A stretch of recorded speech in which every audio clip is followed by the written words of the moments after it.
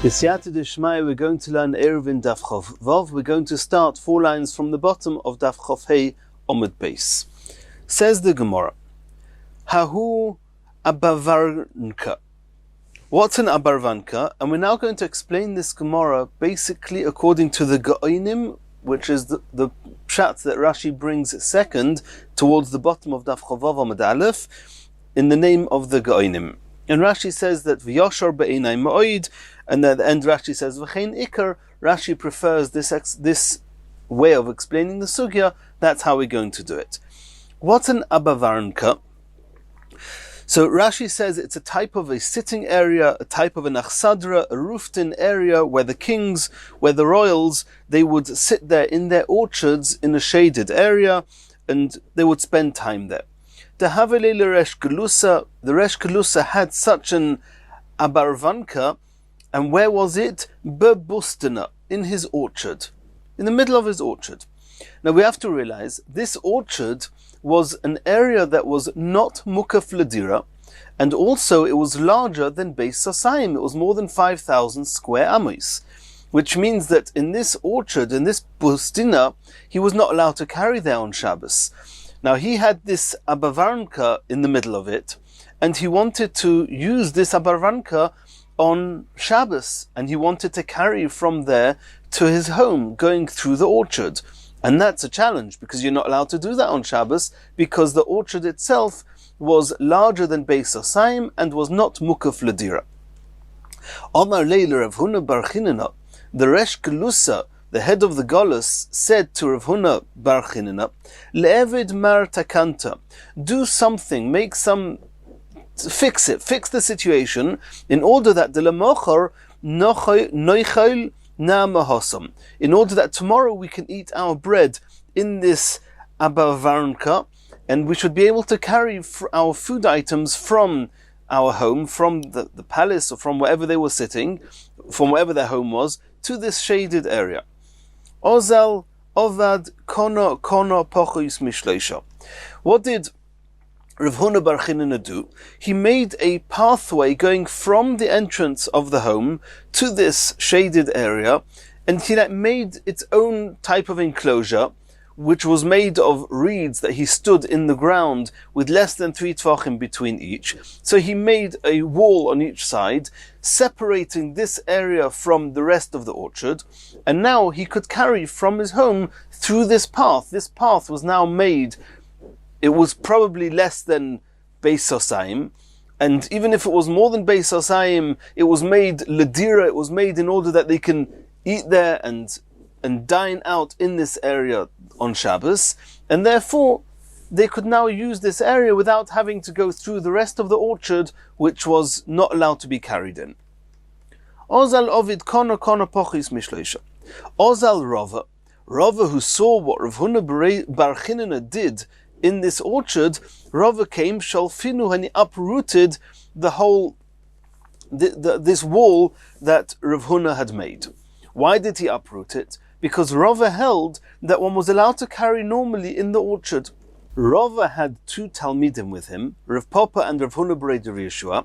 Ozal Rav Papa v'Rav Huna bar Yeshua noktinu mi basrei. After Rava uprooted these reeds that made up this wall that Rav Huna bar Chinina had made, they collected all these reeds in order that nobody should re-erect this wall, because they held firmly, like Rava, that there was no need to make this wall. Lemachar, and it came to Shabbos. Now trouble started. Eisvei Ravina leRava. Ravina now said to Rava, I have proof that you do need this wall, and that which now no longer exists, and you're not allowed to carry in the orchard itself. And we're soon going to see, not only Ravina asked a question on Rava, but the 2 Talmidim that were with Rava on the day before, on Erev Shabbos, that collected the reeds just in order to uphold Rava's decision that we did not need this wall, they themselves were going to now add questions against Rava. Also Rav Papa, and also Rav Huna bar Yeshua. They were all, these 3, Ravina, Rav Papa, and Rav Huna bar Yeshua, were each going to ask an independent question on Rava, each proving that one was not allowed to carry in the orchard. And then it became clear that Rav Huna bar Chinina's idea of making the path was an important one, without which one was not allowed to carry on Shabbos in that area. But that only became apparent on Shabbos after it was too late. So let's see what the three questions are against Rava. Eisvei Ravina l'Rava. Ir chadasha moidedin lo miyeshivasa v'yeshana michoymasa. Eizu chadasha ve'eizu yeshana. Chadasha shehukva ulebesoif yoshva. Yeshana yoshva ulebesoif hukva. We're just going to read the words, we'll explain it in a moment. V'hai nami kehukva ulebesoif yoshva domi. What's going on here? We know the halacha of Eiruve Tchumen, which means that a person, wherever he is residing, or either he or some food that's representing him is residing at the onset of Shabbos, he's only allowed to go 2,000 amos in any direction from that point. What determines the place of a person? If he's in an open area, then here's 4 amos. If he's using food, which we're going to learn about later on in the Masechta, Eiruve Tchumen, then from the place that the food is. If he's in a city or town, then the entire city or town is considered his place, and he can go 2,000 amos from the edge of the city. The question is, what marks the edge of the city? We would have thought the walls. If the city is surrounded by walls, from those walls you can measure 2,000 amos. Or, however, we're going to learn more exactly how the measurements work, but however the measurements work, it starts from the wall of the city. However, we're learning here that it's not so accurate. It depends, are these walls called walls of a city, or these walls just walls that they happen to put a city inside them, in which case the city itself is measured from where the homes end, where the houses end, not from the wall. What determines that? It depends what was there first. If the city was first built, and then they built a wall around the city, then from the wall which is serving the city is called the end of the city. However, if you first made a wall and there was nothing inside it, that's not called a city. Afterwards, you put a city there, you put homes there, then the edge of the homes is the edge of the city, not the walls. That's what it means here. Ir chadasha. A city where the homes were chadasha, were new, which means that they were built after the wall around it. We measure miyashivasa from the edge of where the residents of the city live. V'yeshana. If, however, the wall was put after the homes are more yoshana, older than the walls, michoymasa. Then you can measure from the walls. Ezui chadasha, what's the definition of a town, a city that's called chadasha? Ve'ezui yeshana. Chadasha is shehukfa ulebesoif yoshva. If the wall was made first and only afterwards the residents came, or afterwards it was established, then it's called chadasha. Yeshana, what's called yeshana? That yoshva ulebesoif hukva, that first it became a city and then they put a wall around it. So you see from there that if the wall was put there before the homes, then we do not consider the walls as being the walls of the city. Here also, Hai Nami Shehukfa Ulubasoif Yoshva. First the walls were made around this orchard, and only afterwards this Abavarnka was made. And since this Abavarnka, which was the place that was going to be used as a dira, as resident for residential purposes, since it was put there after the walls, then we do not see the walls as serving that area. If so, if the walls are not serving that area, then you're not allowed to carry in that area. It's not called mukaf ledira. If so, how can you rather say that you do not need to make the special set of walls like Rav Huna bar Chinina did? How can you rather say that you can carry in the whole orchard? You can't. It's true that the orchard has a sitting area inside it, but that sitting area was made after the walls of the orchard were made.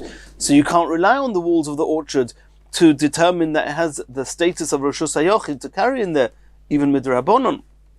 That was one question. Omali Rav Papa l'Rava. Rav Papa, who was actually with Rav on Erev Shabbos and helped Rav dismantle the walls of Rav Huna bar Chinina, he now had a question against Rav. V'ha'omar Rav Asi says, we can ask a question against you, Rava, from a halacha of Rav Asi. Mechitzois adracholin. Adracholin, they are the construction workers, and when there was very hot days, they didn't want to build in the heat, so they would make some construction, they would make something to cover them, to protect them from the elements, protect them from the sun. And they would make these mechitzos. It would be a makeshift type of walls, where the whole purpose of the walls was not more than keeping the people inside, keeping them concealed, keeping them private, just to protect them. But it was not actually a walled area because they wanted to have residence and to live in this area. Mechitza is adracholin, loishma mechitza. It's not called a mechitza. Almas, you see from there, kiven delitzni usa avidnela. Since the walls were made only in order to conceal the people inside it, lo yavi mechitza is not called a mechitza. Hachanami, kiven delitzni usa avida. The walls around this orchard are not there because there are people who want to have normal residence inside. It was just in order to conceal the area inside the orchard from the people outside it. Lo yavi mechitza is not considered a mechitza. If so, how can you, Rava, rely on those mechitzos to carry in the orchard on Shabbos? A third question, V'Omer Rav Huna b'Reder Yeshua, and he was also there on Erev Shabbos helping Rava dismantle Rav Huna bar Chinana's wall, and nonetheless now he's questioning Rava, and he's asking Rava, V'Omer Rav Huna, there's a halacha from Rav Huna, Mechitza ha'asuya l'nachas, a mechitza that the whole area is only there in order that what's within the mechitzas is used for storage, not for residence. Lo yishma mechitza.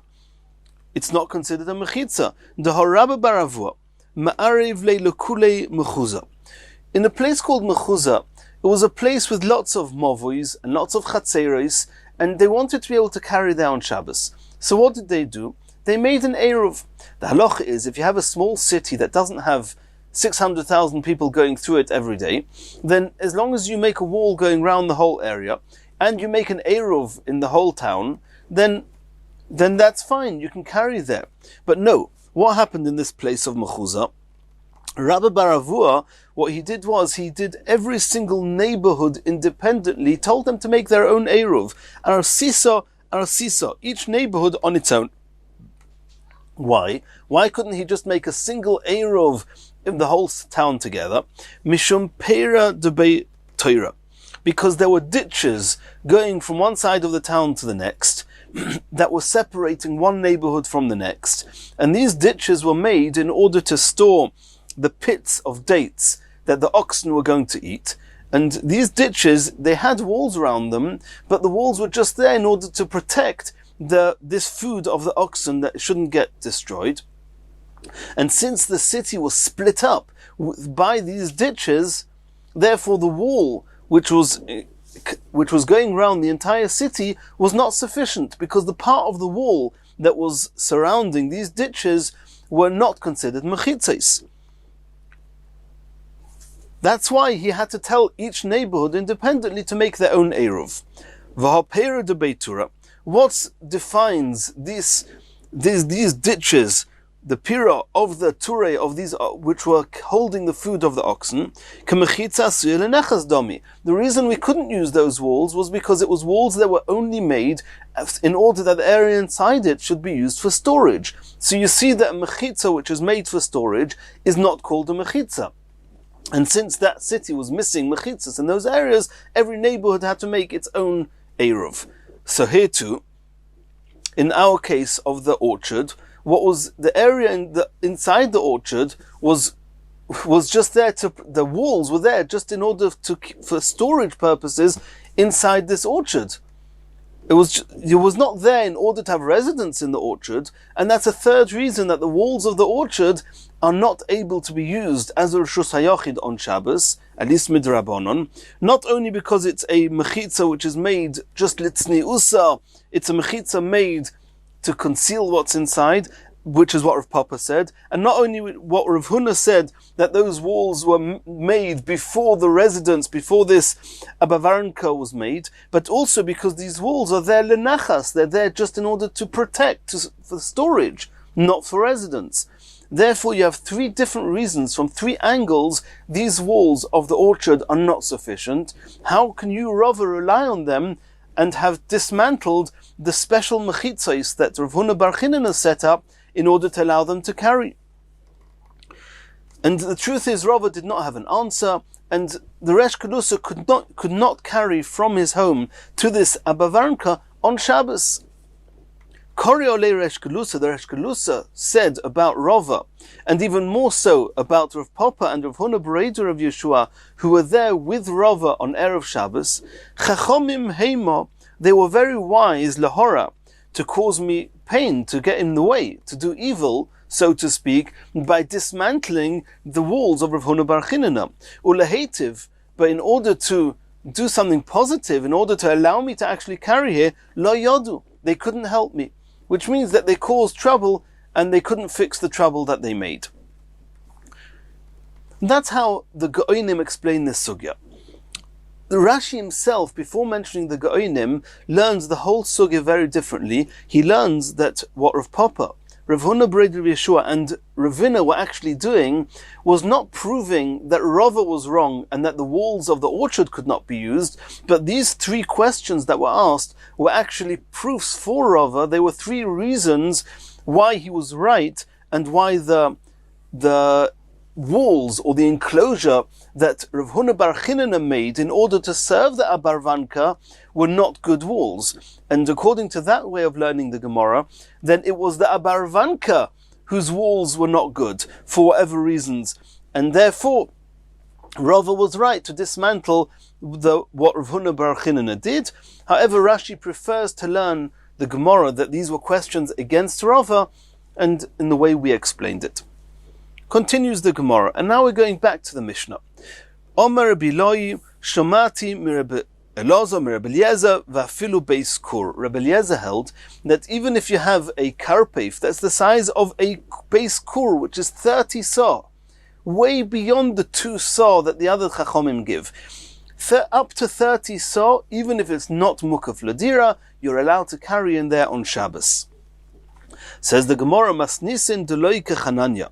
What Rabbi Eloi said in the name of Rabbi Eliezer, which we just saw in the Mishnah, is different to what Chananya said in the name of Rabbi Eliezer.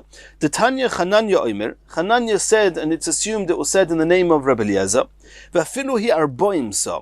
Not like you, Rabbi Eloi, said, Afilu Beis Kur, up to 30 saw, which is called a Beis Kur. No, I heard in the name of Rabbi Eliezer, up to 40 saw.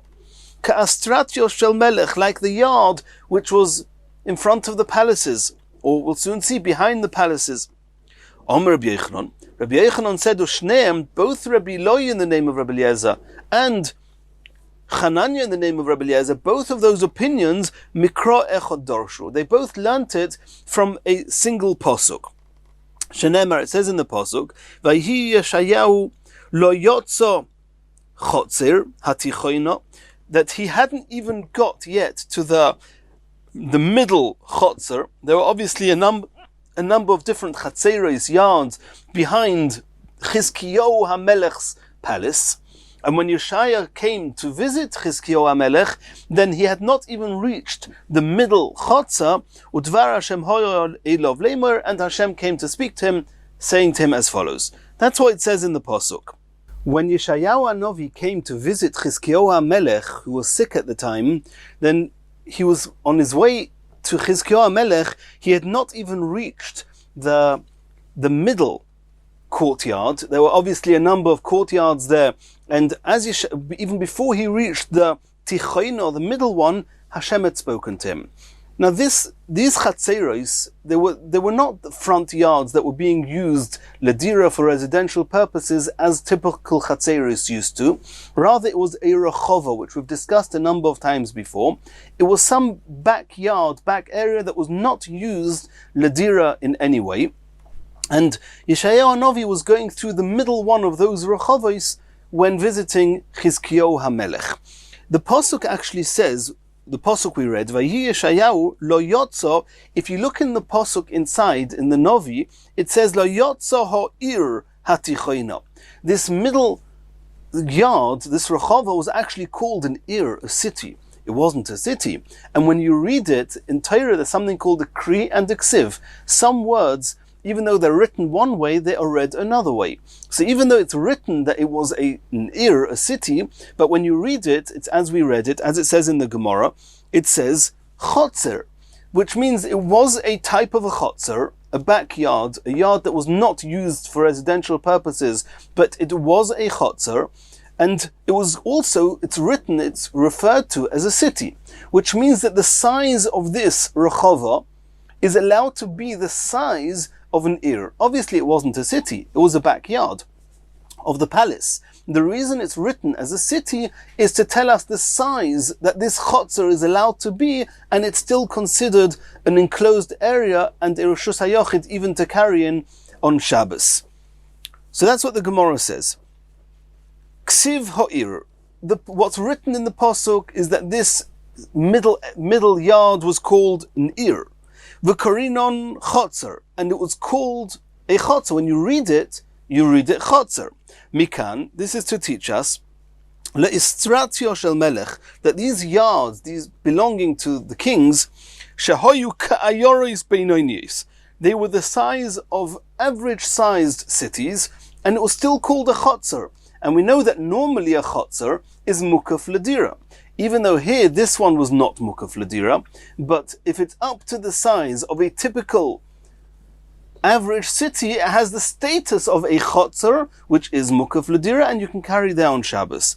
But Ma'ika Mifligi, and all they're arguing about is the size of an average-sized city. Marasova yoris beinoiniois havyon beis kur. Rabbi Loi in our Mishnah, in the name of Rebbe Eliezer, assumes that an average-sized city is a beis kur, which is 30 sa, and therefore up to 30 sa is considered like a chotzer, even though it's not a chotzer, even though it's einay mukaf ledira, you can carry there.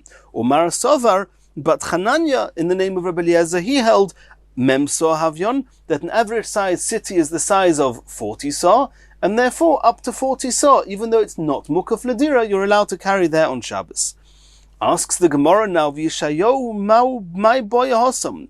What was Yeshayahu Hanavi doing in the backyard of the palace of Chizkiyahu HaMelech? Omer Rabbi Bar Bar Chona, Omer Rabbi Yochanan, Melamed.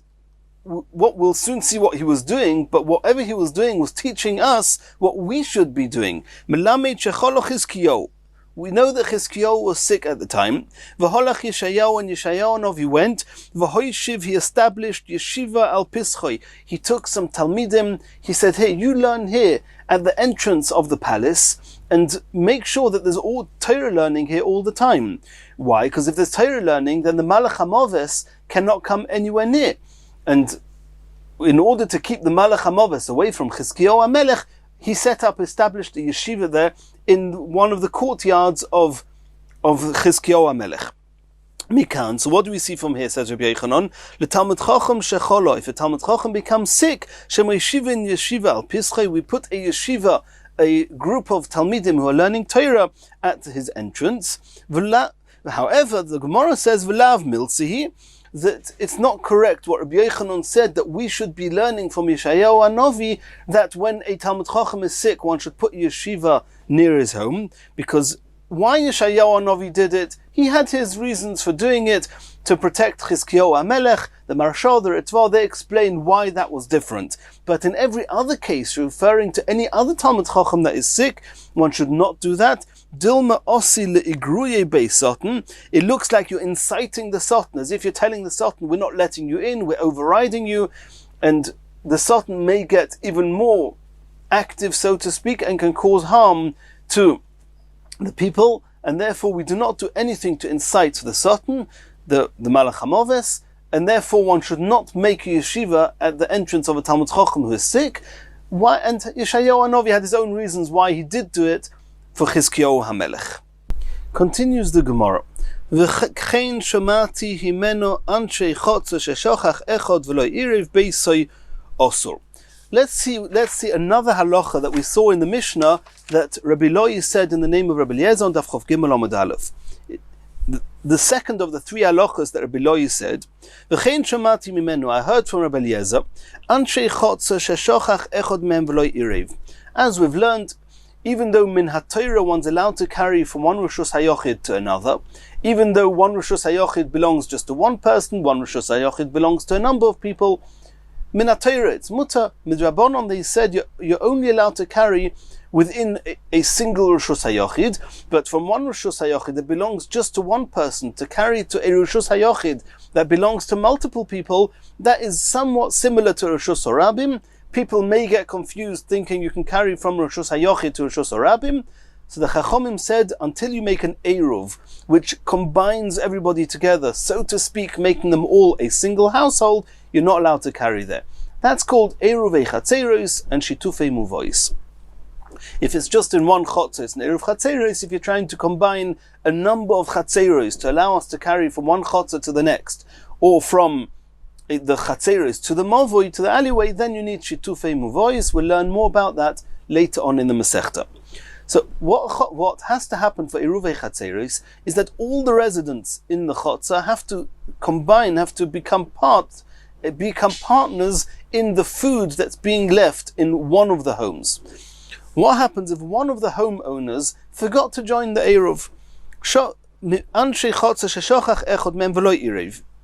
Then the halacha is like this. So says Rabbi Loi in the name of Rabbi Eliezer. Beisoi, his own home of this person who forgot, osur milahachnis ulahoitzi. He loi avalohem mutter, which means his own home, he himself is not allowed to carry from his home into the chotzer.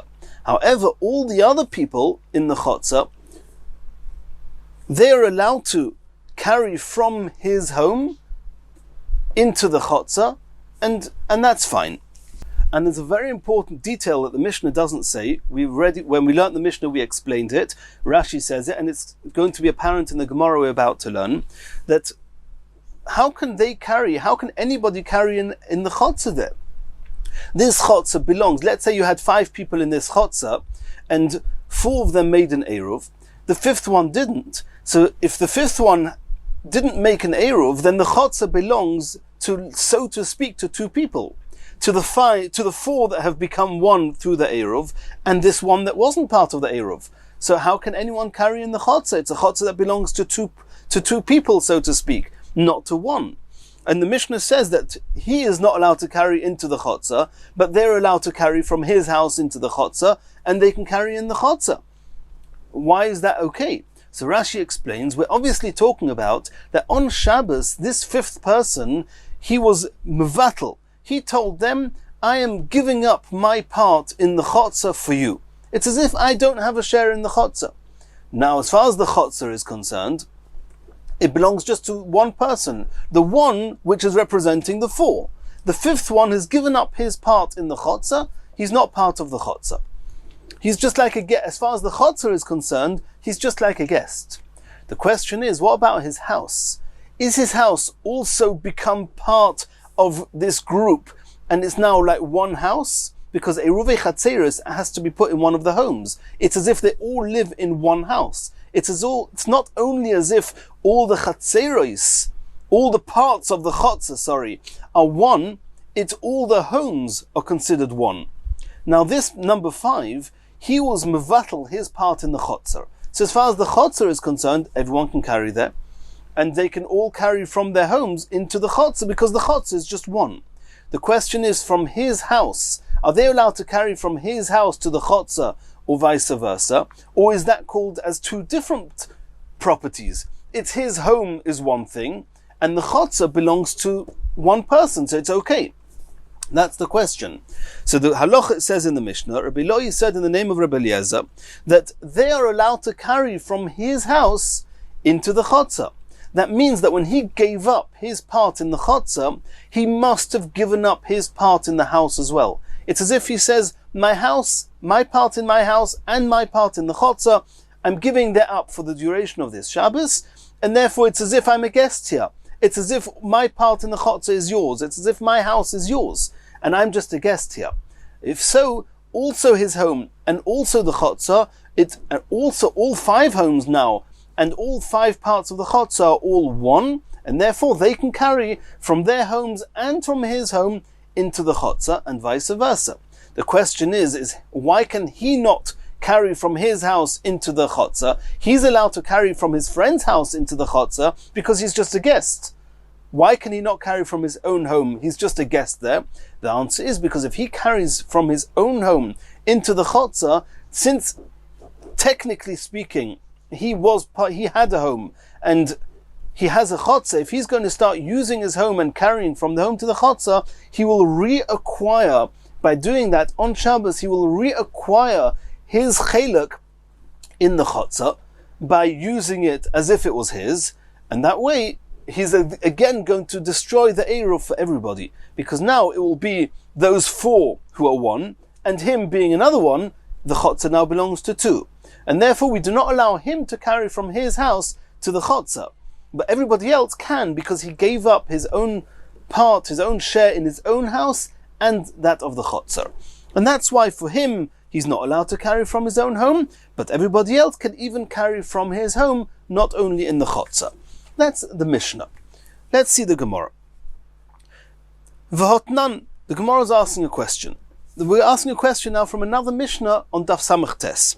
Beisoi osur lahoitziu lahachnis loy velohen. We see later on in a Mishnah that it's true that when he gives up his part in the chotzer, now the chotzer belongs just to one entity, and then anybody, that means those 4, they can carry from their homes, because those 4 became one, they can carry from their homes to the chotzer, and from the chotzer to their homes, because the chotzer belongs just to one rishus. But it says that even they are not allowed to carry from this number 5's home to the chotzer.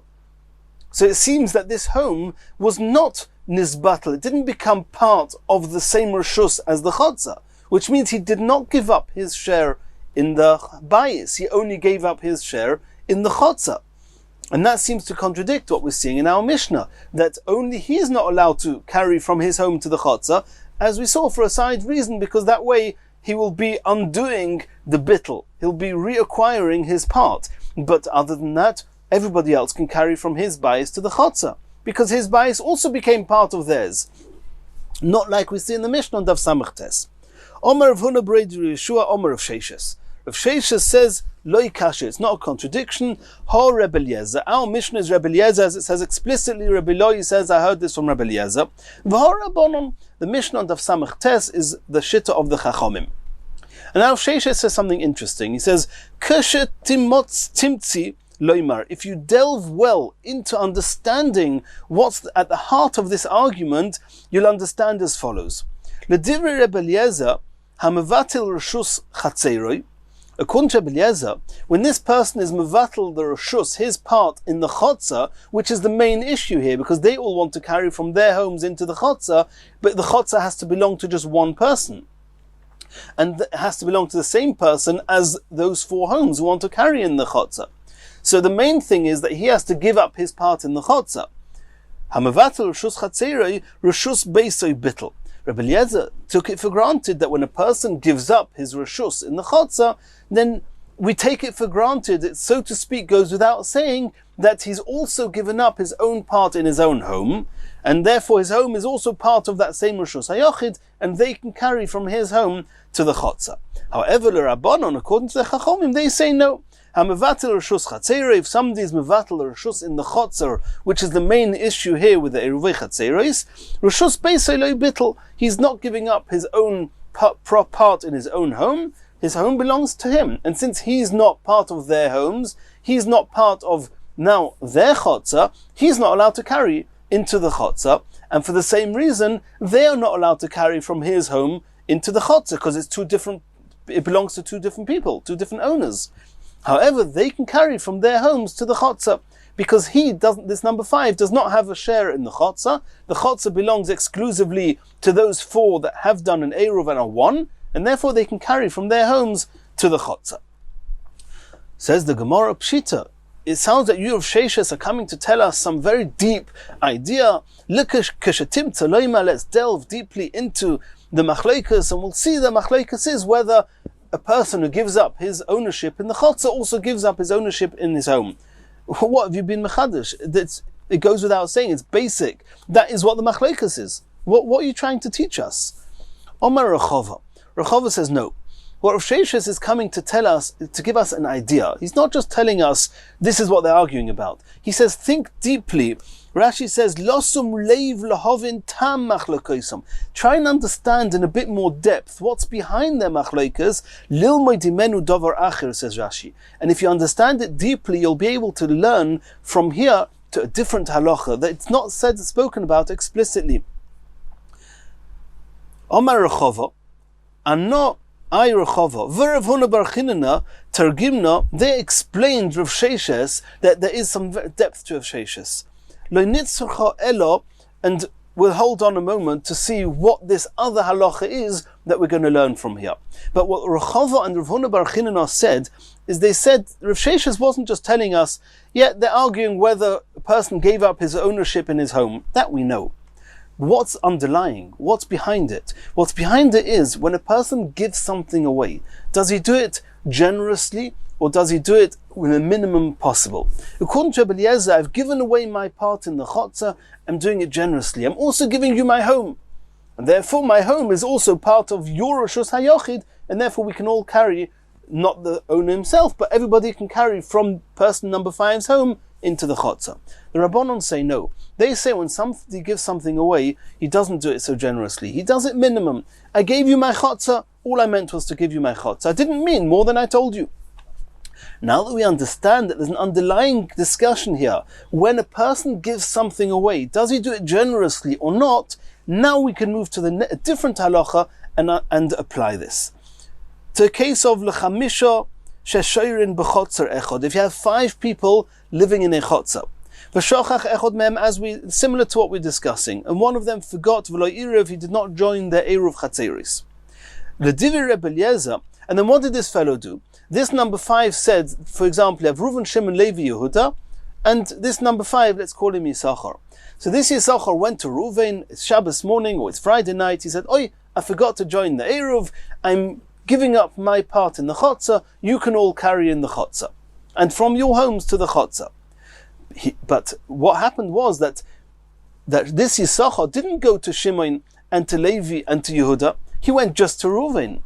Now when Reuven, it's true that Reuven, Shimon, Levi and Yehuda, they're all one, because they made an eruv.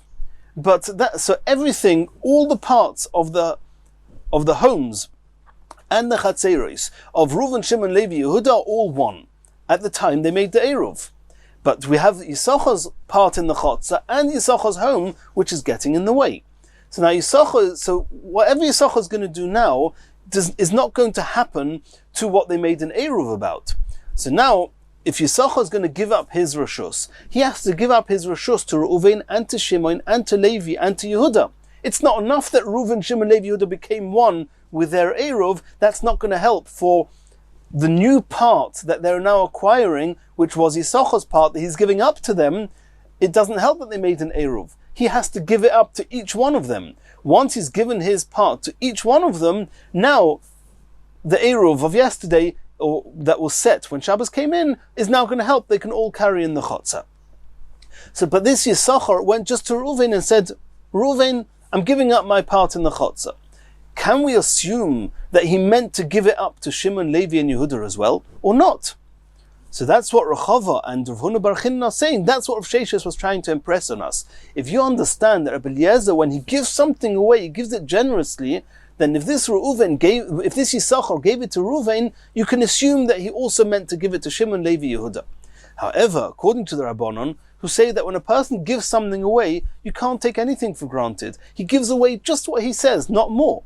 So he gave it to Reuven, he didn't give it to Shimon, Levi, Yehuda, and therefore it's not going to help. And that's so from understanding the machlokes of Eliezer and Rabbanon here regarding our Mishnah, we'll also understand the case of where Yisachar gave it up just to Reuven, not to the rest. Let's see that inside. When he's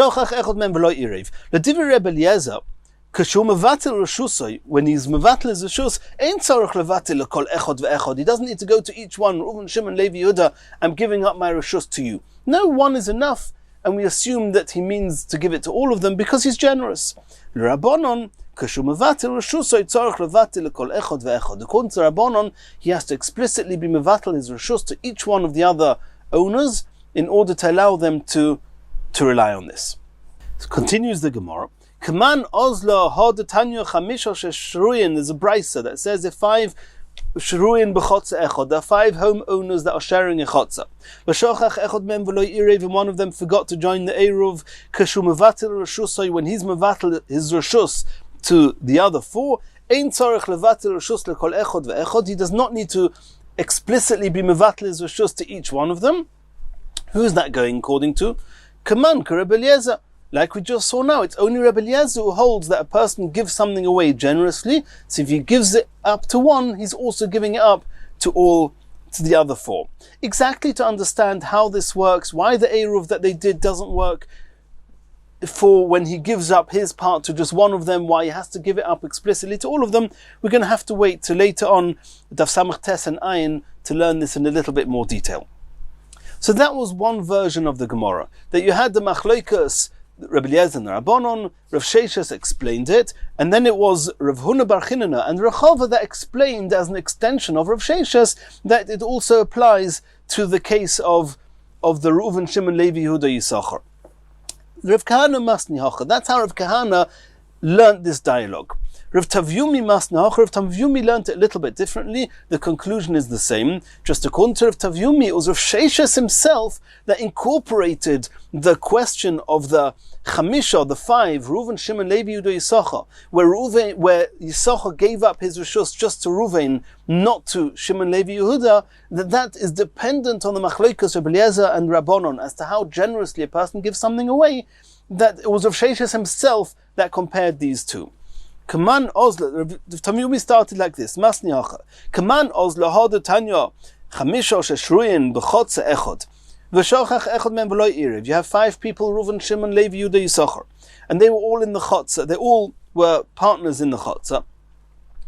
And then V'loi Irev, and one of them forgot and didn't join the Eruv. Kashu Mevatel Reshusay, when he gives up his Reshus on Shabbos, in the Chotze, to the others, he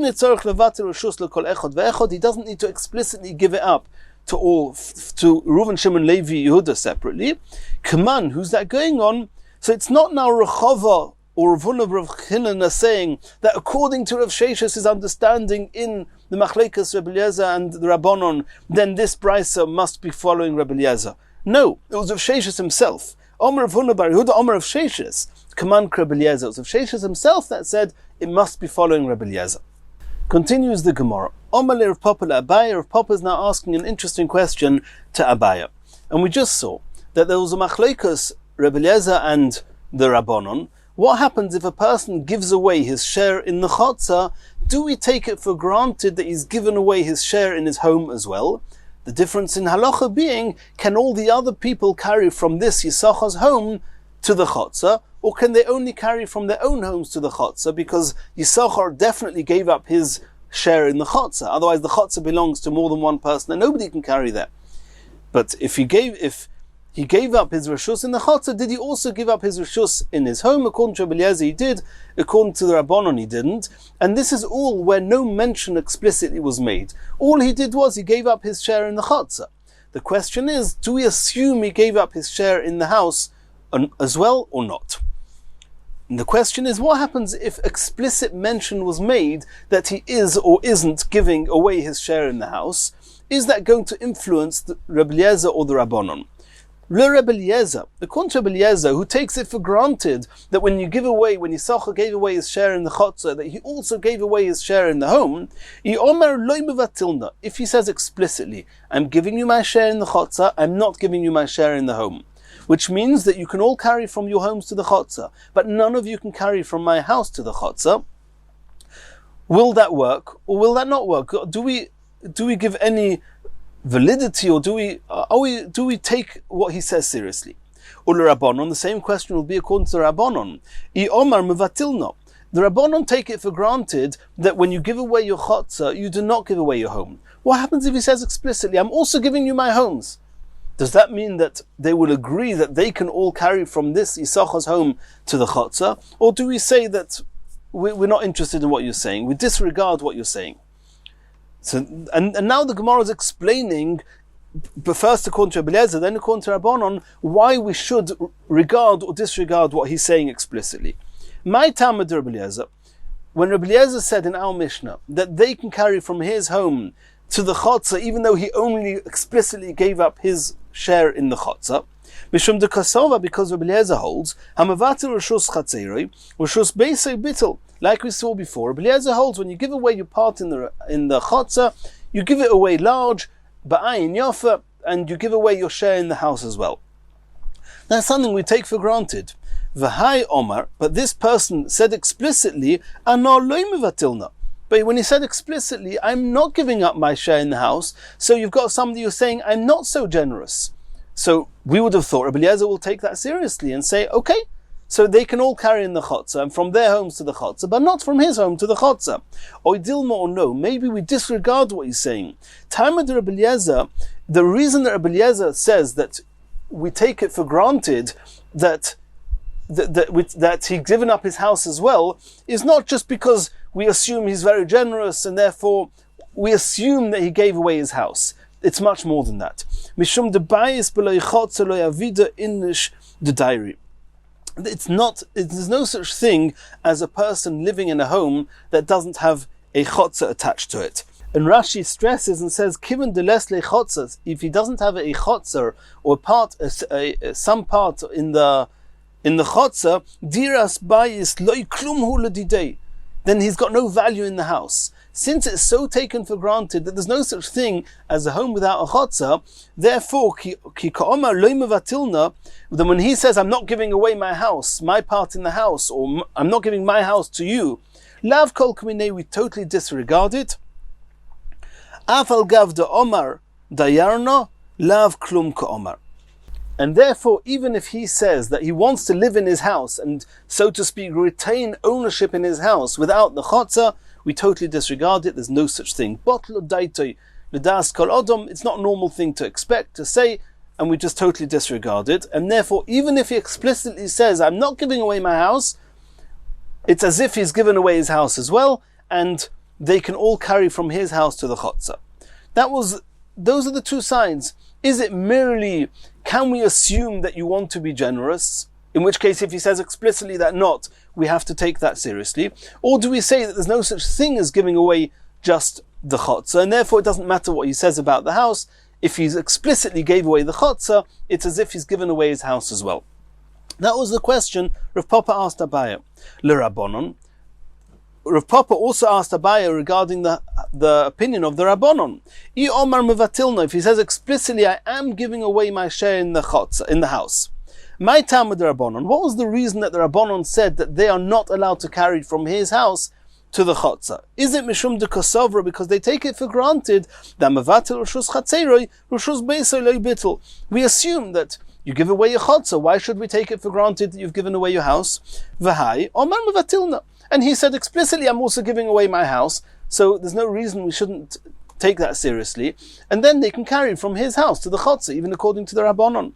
Oy Dilma, the other side of the coin, according to the Rabbanon, would be the time of the Rabbanon. The reason that according to Rabbanon, when he gives away his chotzer, we assume he's not giving away his house, is mishum deloy ovid inish to masalik nafshei legamri mibayis v'chotzer. There's no such thing as a human being giving away everything he has, also the chotzer, also the home, v'havaki oireach legabayu, and then he's just a mere guest, so to speak, amongst all the other people in this chotzer.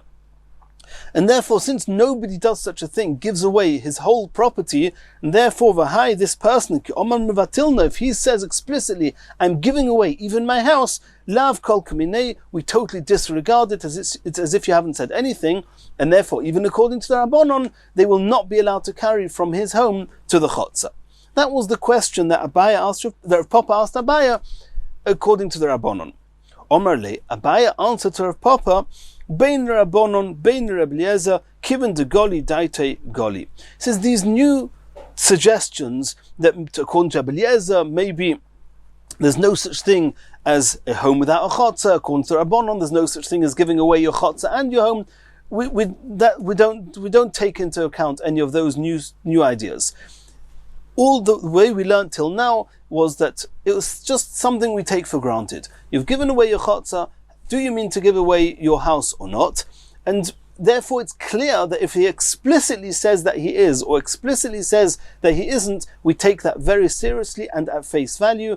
And if he says explicitly, I'm giving away the house, then even according to the Rabbanon, they can carry from his house to the Chotzer. If he says explicitly, I'm not giving away the house, then even according to Eliezer, they cannot carry from his house or nobody can carry from his house to the Chotzer. And the whole machlokes was only if he just gave away the chotzer and didn't say anything about the house, what can we assume did he mean about the house? Continues the Gemara. V'chein shamati mimenu shayetzim ba'arkablin b'Pesach.